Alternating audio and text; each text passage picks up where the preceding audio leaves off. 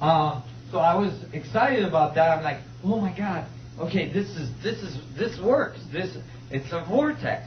And then I was leaning back on the sand, and I was looking at the sun go behind the mountains as it was setting. And I thought, isn't it cool how we always think the sun is like setting, but actually it's the earth that's turning? And as I thought that, I had another illumination. Oh, mechanically. And I thought, wait a minute. We've all been taught in our current understanding that the sun is here in the center of our solar system, right? Since Galileo and Copernicus. And that the planets do something like this, right? Is this true? No. That actually has nothing to do with the dynamics of our solar system. Although this is taught to all children at school. Even in my school there was like one of those little devices, you know, that you turn the little thing on the bottom and the planets go around the sun. I don't know if you had those, but I had those in my school. And it's actually completely incorrect. Here's our closed, isolated system biting us in the butt again. Because the sun is moving 200 kilometers per second. And the planets are following at the equator of the sun, generating a huge vortex that has nothing to do with planets coming back onto themselves over and over again. See how different that view is just from not going with a closed system? Right? And I realized it's all vortices. Now, when you look at it, you could say this is 2000, this is 2001, this is 2002, and so on, right? Like the Earth. Well, this distance has nothing to do with the same point in space-time. After a year of rotation around the sun, the Earth is millions and millions of miles away from where it was last year. Do you see how that starts to open your mind, open your consciousness to what's really occurring? Maybe I'm still 1 year old. Pardon me? Maybe I'm still 1 year old. What do you mean? Well, there's no birthday. You never get back to it. Yeah, well, you know, the birthday, actually there is still a birthday, and that's when you were 2 and you were 3, because you were changed. In fact, if the Earth came back onto the same space-time coordinates, then you wouldn't change. It would be the same year. Every year would get really boring. So like Groundhog Year, you know?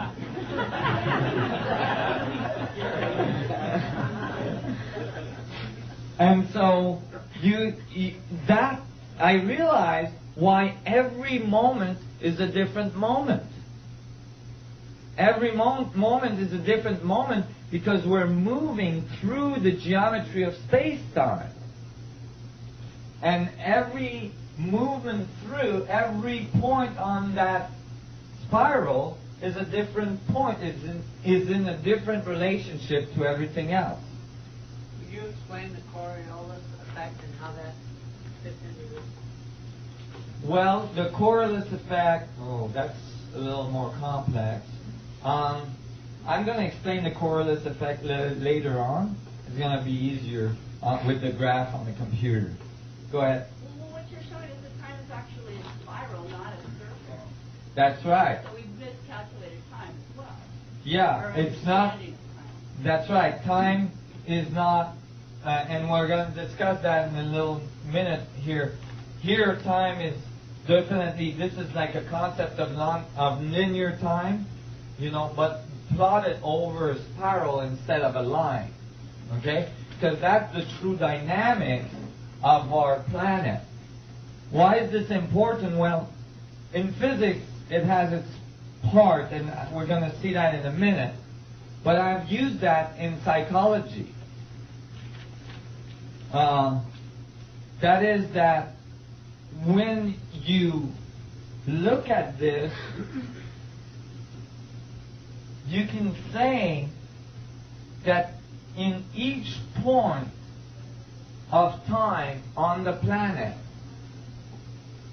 you have left an imprint on the space-time structure where that planet moved through. Meaning that all the events that occurs on the planet as we move through space are imprinted or radiated into the vacuum in that very specific space-time coordinates. Why does that apply to psychology? Because when you understand that, you can actually get somebody to go back in time in their mind's eye, following the path, the true mechanical path of the planet through space. And go back to an event that was dramatic to them. And what you do is when they get to that point, and you know what? It makes a big difference. Because if you try to get people to do that with the wrong model, which is the planet coming back onto itself, after you've gone back 1 year, it's too confusing. You can't do it. You see why? Because all the space-time overlap each other and it gets messy. But if you got the right mechanics, people can easily visualize that. They instinctively know how to go back. They back up the Earth to the event that created problems in their life. And then what you do is you get them to visualize that event or to experience that event from the exact contrary point of observation, 180 degrees from what they observed the event from. So if they had a traumatic accident or something, you get them to change. If they had sexual abuse or all sorts of abuse, you get them to observe the event, not from the place where they observed it then, but 180 degree reverse from where they observed it then. And, if they were the abused, then they become the abuser. If they were the abuser, they become the abused. And when they do that, the first thing they experience, it's very powerful, it's very dramatic, first thing they experience is empathy. Because they feel right away the pain and the fear and all the problems that this person was experiencing that made them have these actions. It's very powerful. And as soon as they do this, the 180 degree phase of the two waveforms of observation cancel the event. And all of a sudden, you can see it in their face, and I've done this many times now. All of a sudden, because it cancels out all of the geometry following that event in the vortex change to the present moment. And they change right in front of your eyes. Some people that had major physical problems just got rid of them right there. And then all of the future possibilities change as well, because that event is no longer present in their spiral lifetime. So that's one thing that's really interesting about that. And it's been very effective with Susie. Susie is still here? No, she's not. I'm collaborating, hoping to finish a book on the psychology of the application of this theory. See, it touches all levels because it is a truly unified view. So I was pretty excited about that. I realized what the wave was. It's a vortex. And I realized that the mechanics of orbital bodies in the universe are all vortices, spirals. But I was like, how do I make that, visually appropriate for people to understand?